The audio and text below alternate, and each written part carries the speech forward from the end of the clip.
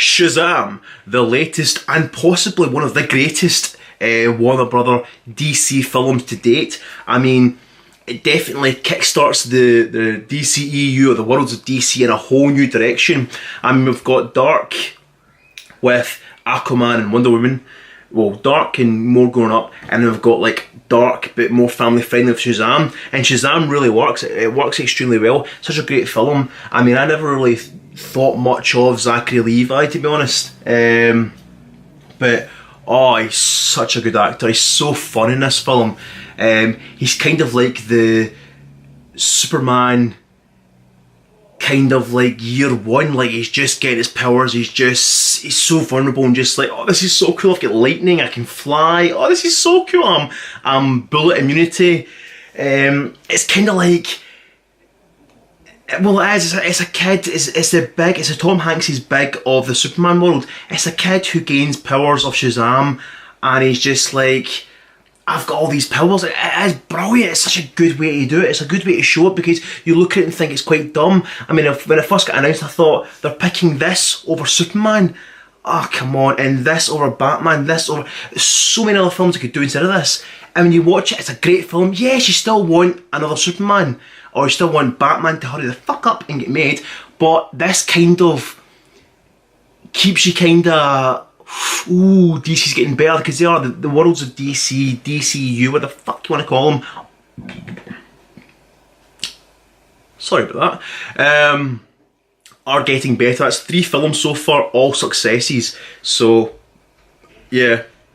I'm excited about the next few years of DC, of the worlds of DC. I can hear someone come up the stairs. I can just tell someone's going to kick this door open. I knew that'd happen. Don't sink, you're on YouTube, Lewis. Don't sink, you're on YouTube. And walk away.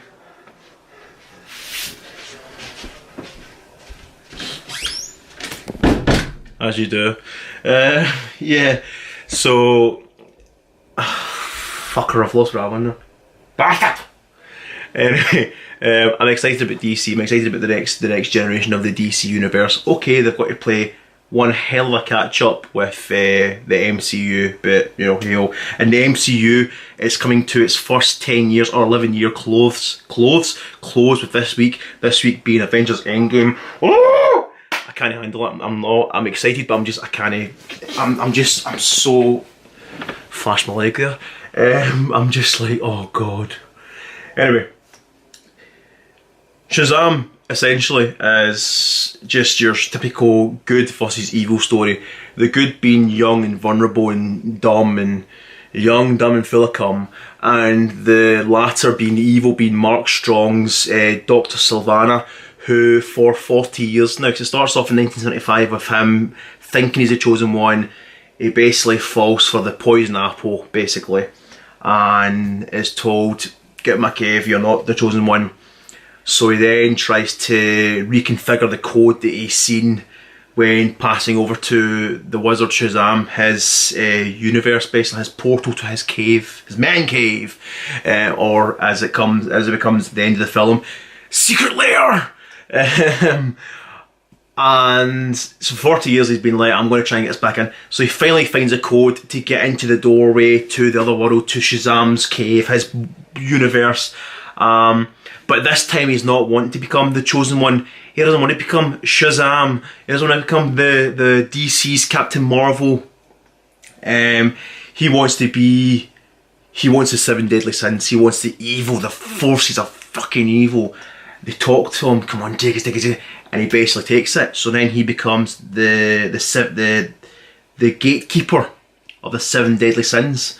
And the 7 deadly sins were savage and brutal. I mean, for 12, for essentially a kid's film, it was very heavy on the science fiction fantasy violence, because the 7 deadly sins essentially ripped people's heads off, and it was one of those kind of last minute shot. You just seen the mouse go over the head, and then you cut it, and it cut to a reaction from someone, and then cut back to like the headless bodies getting flung out the window. So it's quite dark for a DC film. I mean, this is probably it probably is the darkest you'll seen Warner Bros. Go with their 12A. They're family friendly. I'd say. Well, they're 12A audience anyway films.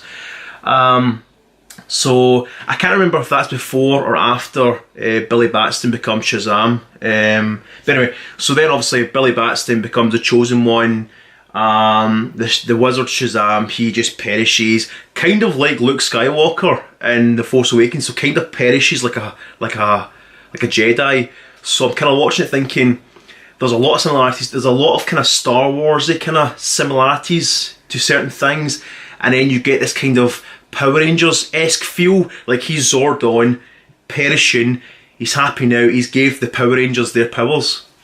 I mean, like, you cut to the very, very end, all of Billy Batson's foster family, who's now become his best friends, all become Shazamians. They all become the Marvel family, the Marvel, I keep saying Marvel, the Marvel family. And you've got Adam Brody as Adam Brody as Freddy is the best casting ever. My God, I want to see a spin-off with Adam Brody as Freddy. I want to see them all. They're all brilliant, but just when you see Adam Brody, you're just like, yes, the OC, yeah, Seth Cohen, because he's a comic book nerd and that, and it's just fun to see him grow up and become, I'm going to burp again, Freddy. It's just a great. It's such a great film. So anyway, obviously Billy Batson's like, I haven't got a clue what I'm doing. Freddy's like, comic book genius, he knows everything, Aquaman, Batman. I love the wee Easter eggs. Every t-shirt every day he's got like an Aquaman one, a Wonder Woman one, I think he's got a Batman one and a Superman one. He's got comic books all around him.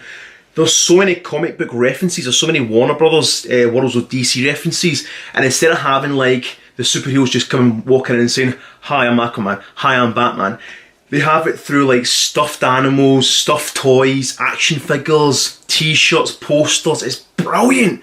It's such a good wee film that stands on its own 2 feet, but also it interbreds with the DC universe.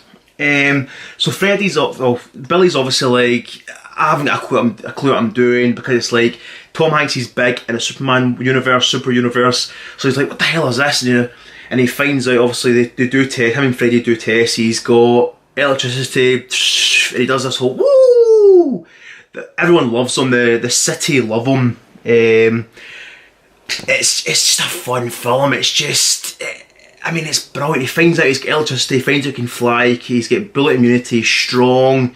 Obviously him and Mark Strong have a big several battles, because Mark Strong wants the power of Shazam, even though he's got the what do you call it, the 7 Deadly Sins power. He wants the Shazam power. My only thing is the end fight scene was too long. You're just like, holy shit, just end it, just someone kill someone.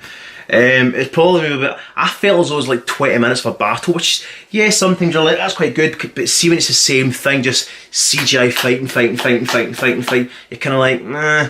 But no, overall the film is a great film, it's such a good film. I prefer this Captain Marvel to the MCU Captain Marvel, and I said that at the start of this video, I think, I don't know, or I said cause I've done like 3 takes so far. But yeah, great film, go see it, so good. Zachary Levi is the man! He's the face of the new DCEU, the Worlds of DC. Yeah, my Baywatch t-shirt on today because it's sunshine on B. The sun is splitting the skies. And I've got a day off. Oh, Next up, my Hellboy review. That'll be like a minute long. Bye!